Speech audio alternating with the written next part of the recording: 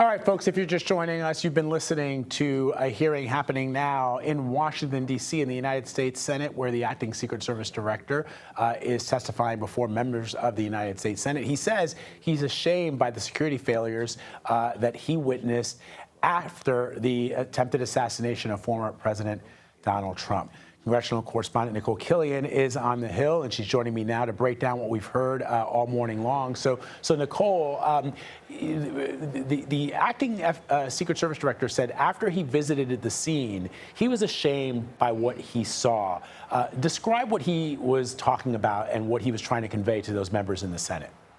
Well, what he said in his testimony is that one of his first acts since becoming acting director, and of course this comes after former director Kimberly Cheadle resigned last week. He said one of his first acts was to go to Butler, Pennsylvania. He went to the site of that rally. He got on top of the roof where the shooter was, crouched down in that same position, and after doing so said he felt ashamed and couldn't defend what happened that day in terms of the massive security failure that occurred. So I think he wanted to make clear that he understood this from a personal vantage point. You know, that has one difference in his testimony versus the Secret Service Director Kimberly Cheadle's testimony last week. I don't believe that she had actually made it to the site at that point, and she got a lot of criticism from lawmakers for that. So in this instance, you're hearing this new acting director say that this was my first order of business, that I tried to, understand what happened and ultimately can't defend what transpired.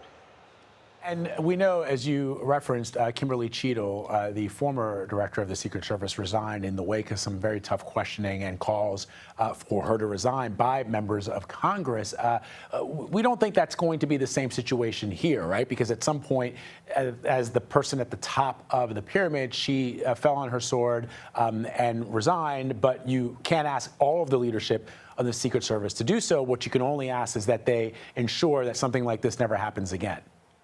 Yeah, and I think from lawmakers that I have talked to about this, particularly in the wake of Director Cheadle's resignation last week, I mean, their main thing is that they just want to see some reforms going forward, no matter who leads the agency. So obviously in this period now, it's acting director Ronald Rowe, who is actually a deputy or was a deputy of the former director Kimberly Cheadle. But again, clearly in terms of his testimony today, he has tried to change his posture a bit from what we heard from Cheadle last week in terms of really trying to address lawmaker concerns head on. I mean, he even at one point put up some displays from the scene in Pennsylvania to show lawmakers kind of the vantage point of what a counter sniper might have been able to see that day, and praise the counter sniper who ultimately neutralized the gunman, in his words. So, he explained that this is really tough work that these agents have to do, that some of them do feel demoralized by what happened, but at the same token, he is committed to trying to make things right going forward by making sure these types of events have more security, that they do more unmanned surveillance to try to prevent another tragedy like this from occurring again. And Nikole, before I let you go, can you brief our viewers on this task force that is going to be created? House Speaker Mike Johnson and the Minority Leader Hakeem Jeffries have said it's going to be a bipartisan commission. What is the charge of this task force, and how soon will it be formed?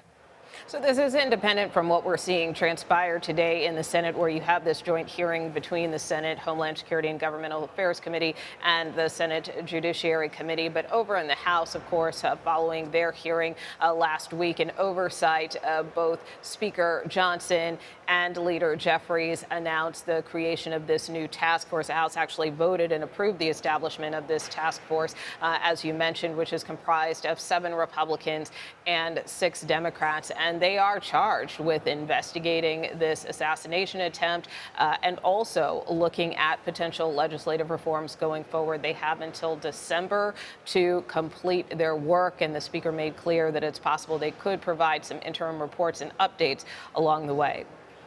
All right, Nikole Killion breaking it all down for us at the hearing that we are watching happening right now on the Hill in the Senate. Nikole, as always, we thank you.